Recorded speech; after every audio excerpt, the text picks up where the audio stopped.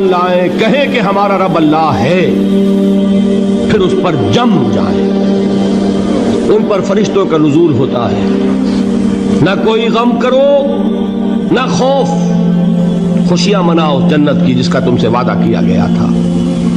اللہ کی ربوبیت پر اطمینان جب انسان کو ہو جاتا، میرا رب اللہ ہے، ربی اللہ، انسان کے لیے نہ کوئی کھٹکا، نہ کوئی خطرہ، نہ کوئی خوف، نہ کوئی حزن۔ جو کچھ ہو رہا ہے کس کے اذن سے ہو رہا ہے؟ اللہ کے اذن سے۔ اللہ کے اذن کے بغیر پتا تک نہیں ہلتا۔ یہ کوئی اندھا بہرا مادہ نہیں ہے جس سے مجھے کوئی خوف ہو۔ اندھا بھینسا چلا رہا ہو اس سے تو ڈرنے کا ہر انسان کو ڈرنا چاہیے، نہ معلوم کس کو ٹکر مار دے، لیکن نہیں، اس کائنات کو چلانے والا ایک سمیع و بصیر خدا ہے۔ وہ جو میرا دوست ہے، میرا ولی ہے، اللہ ولی الذین آمنوا یخرجہم من الظلمات الی النور۔ اللہ اہل ایمان کا ولی ہے، ساتھی ہے، پشت پناہ ہے، مددگار ہے، حمایتی ہے۔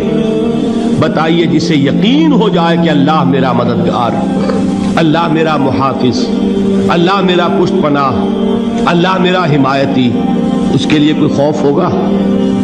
اس سے کوئی ڈر ہوگا؟ میں مثال دیا کرتا ہوں ایک بہت سادہ، پنجاب کے دیہات کی۔ وہ بڑا چودھری ہے اور کوئی غریب کسان ہے۔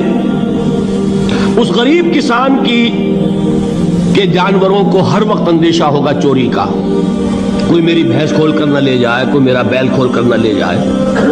لیکن جس کے بارے میں یہ سب کو معلوم ہو کہ وہ جو بڑا چودھری ہے وہ اس کا دوست ہے، اس کی بچیا کو کوئی خوف ہوگا؟ اس کی بھینس پر کوئی ہاتھ ڈالے گا؟ اسے کوئی اندیشہ ہوگا؟ نہیں۔ کیوں؟ کہ وہ بڑا چودھری، بڑا اس کا یہاں کا سردار، جاگیردار، سب کو معلوم ہے وہ میرا دوست ہے، کوئی میرے خلاف اقدام نہیں کر سکتا۔ اس دنیا میں یہ چھوٹی سی بات اگر آپ کے دلی اطمینان اور سکون کا باعث بن سکتی ہے تو ذرا تصور کیجئے۔ میں لفظ تصور استعمال کروں گا صرف اس لیے کہ اس کا ہم جس کو کہتے ہیں ادراک اور شعور کر نہیں سکتے، اگر کے ساتھ کر سکتے۔ اگر یقین ہو کہ اللہ میرا مددگار اور یقین ہو کہ اللہ ہر آن میرے ساتھ ہے، پھر کوئی خوف، کس کا خوف؟ کوئی شے اللہ سے بالا تر ہے؟ کوئی قوت اس سے زیادہ طاقتور ہے؟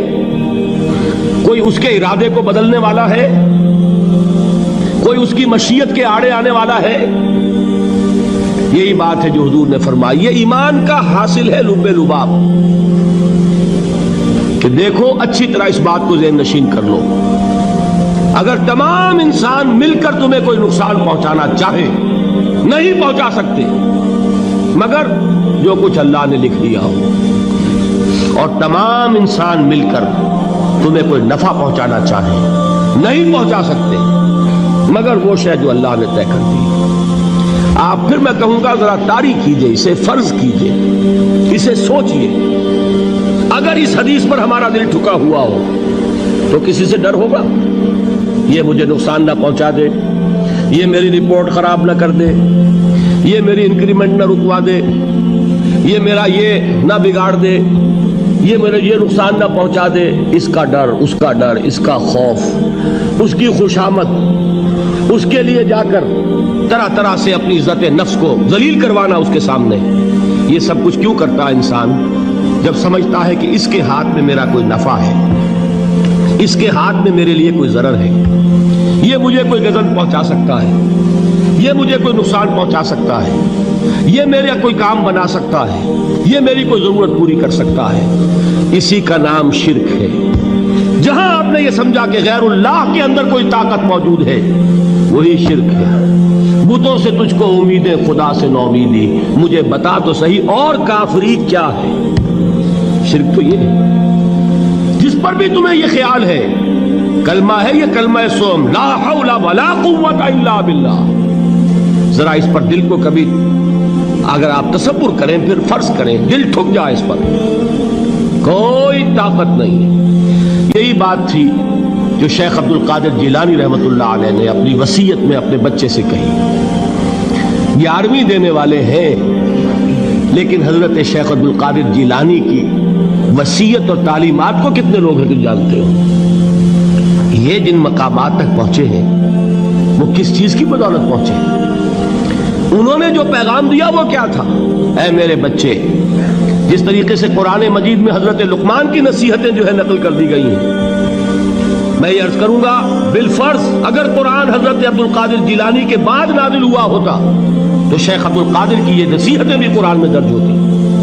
اتنی اونچی نصیحتیں ہیں. اے میرے بچے، اس حقیقت کو ذہن نشین کر لے، لا فاعل فی الحقیقت ولا مؤثر الا اللہ. اس کائنات میں نہ کوئی فاعل حقیقی ہے نہ مؤثر حقیقی ہے سوائے اللہ. کسی شے میں کوئی تاثیر نہیں اگر اللہ نہ چاہے. آگ جلا نہیں سکتی اگر اللہ نہ چاہے. پانی ڈبو نہیں سکتا اگر اللہ نہ چاہے. زہر ہلاک نہیں کر سکتا اگر اللہ نہ چاہے. کوئی چیز فائدہ نہیں پہنچا سکتی اگر اللہ نہ چاہے. تو در در پہ کیوں سر جھکاتے ہو؟ در در پر کیوں جبیں سائی کرتے ہو؟ سب کے سامنے کیوں ہاتھ پھیلاتے ہو؟ ایک اللہ سے مانگو. ایک اللہ کے سامنے زمین پر اپنی جبین رکھو. لا فاعل فی الحقیقت ولا مؤثر الا اللہ. نظر آتا ہے ہمیں کہ پانی پیاس بجھا دیتا ہے. پیاس بجھانے کی صلاحیت پانی میں نہیں ہے، اللہ کے اذن سے. کھانا بھوک مٹا دیتا ہے، بھوک مٹانے کی صلاحیت کھانے میں نہیں ہے، اذن رب میں. دیکھیے یہی یقین تھا. حضرت موسیٰ علیہ السلام کا واقعہ یاد کیجئے. سامنے سمندر آ گیا ہے، قوم دیکھتی ہے پیچھے کہ گرد و غبار کا طوفان ہے. معلوم ہوا کہ فرعون اپنے لشکر سمیت آ گیا ہے.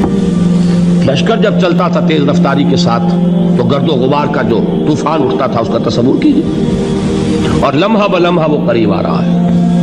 پوری قوم نے کیا کہا؟ اے موسیٰ انا لمدرکون، اے موسیٰ ہم کو پکڑے گئے. قرآن مجید میں تو یہاں وہ باتیں نہیں لکھی ہیں، لیکن تورات میں یہ درج ہے کہ بنی اسرائیل جھگڑنے لگے، دست و گریبان ہو گئے موسیٰ کے ساتھ. موسیٰ ہمیں یہاں مروایا لا کر، اس سے تو ہم ہی بہتر تھے. وہاں کھانے کو ملتا تھا، زندگی تو تھی، بیگار ہم کر رہے تھے، موت تو نہیں تھی. اب جو کچھ ہوگا اس کا تصور کرو، جس طریقے سے ہمارے ٹکڑے اڑائے جائیں گے. تو لڑ رہے ہیں حضرت موسیٰ علیہ السلام سے. یہ تورات کی تفصیل ہے. قرآن میں صرف اتنا آیا ہے، پریشان ہو کر انہوں نے کہا انا لمدرکون، موسیٰ ہم تو پکڑے گئے. اس وقت موسیٰ کا جواب کیا ہے؟ کلا ان معی ربی سیہدین. نہیں، میرے ساتھ میرا رب ہے، وہ راستہ دے گا. بتائیے کہاں راستہ نظر آ رہا ہے؟ یہ ہے ایمان بالغیب. راستہ نظر نہ آئے تب اللہ پر یقین ایمان ہے. جیب میں پیسے ہوں اور تب دل کو اطمینان ہے تو ایمان کس پر ہوا؟ پیسے پر، اللہ پر نہیں. جب وسائل و ذرائع نہ ہو اور پھر یقین ہو کہ اللہ مسبب الاسباب ہے، وہ اسباب کا پابند نہیں ہے، وہ اسباب کا محتاج نہیں ہے، اسباب اس کے محتاج ہیں. اگر یہ یقین ہے تو اللہ پر ایمان ہے. یہ نہیں ہے تو تمہارا ایمان اسباب پر ہے، وسائل پر ہے، ذرائع پر ہے، مادیات پر ہے، اللہ پر نہیں. اس وقت کہاں راستہ تھا؟ کوئی راستہ تھا؟ سمندر ہے اور ادھر سے لشکر آ گیا ہے. کلا ان معی ربی سیہدین. اب دیکھیے ایمان کہہ دینا آسان ہے، ہوا معکم اینما کنتم، جہاں کہیں بھی تم ہوتے ہو اللہ تمہارے ساتھ ہوتا ہے. لیکن اس کا یقین قائم ہو جائے تو زمین و آسمان کا فرق واقع ہو جائے. چلا میں مدینے چلا، میں مدینے چلا، میں مدینے چلا، میں مدینے چلا، میں مدینے چلا، میں مدینے چلا، میں مدینے چلا. پھر کرم ہو گیا میں مدینے چلا، پھر کرم ہو گیا میں مدینے چلا، میں مدینے چلا، میں مدینے چلا.